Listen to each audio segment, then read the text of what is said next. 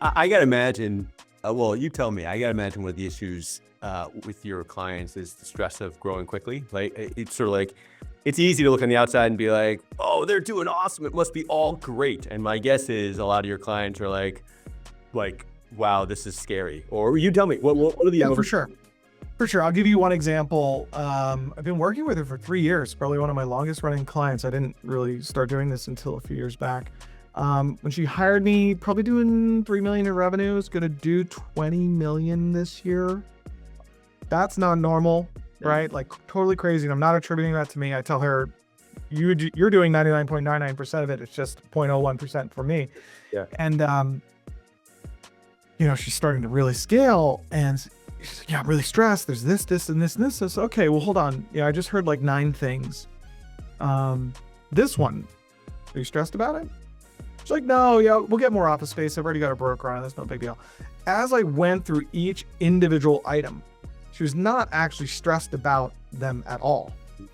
But when you put them in a big basket of like, this is all the stuff that's going on with scaling, it becomes like, I'm overwhelmed. And so like unbraiding or untangling that feeling of overwhelm is invariably, I think, the most important practice that a leader should do when they're scaling. So for anyone listening to this, if you feel that, I would just like sit and take a breath or two and then see each individual thing.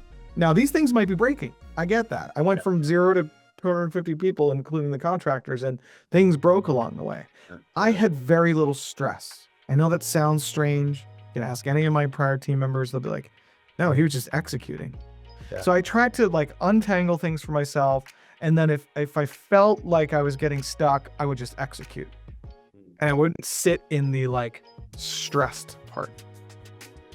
Yeah. Maybe some people might call that bypassing. I call that being an effective leader, but yeah. What about anything specific to agency owners? Like if, anything that if we had an audience here sitting here, right, that you'd say, hey, I know you're probably feeling this. Here's how to deal with it. Yeah. I know. So if there's an audience of agency owners running me, I'd say, I know you're feeling this. You're worried about losing your biggest client. You're worried about losing your best talent, right? Yeah. And this is going to sound a little counterintuitive. And it comes from the Stoic tradition of negative visualization. I would say, lose them. Like in your mind, just lose them for a second. Like executive creative director walked out the door. What do? Biggest client. Wow. Fired us. No warning. I have to lay off how many people? And what do I do after that?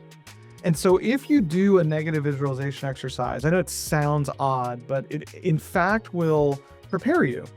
And ideally your nervous system is in such a state that it doesn't spiral you. If it does, I would encourage you to like, maybe let me take you through something like that. And if you feel, you go, we lose our biggest client. I lay off 10 people. So what? Yeah. Oh, I'll keep going. Yeah. Or the so what is like, oh, and then I shut down the company because I don't want to do this anymore. Right.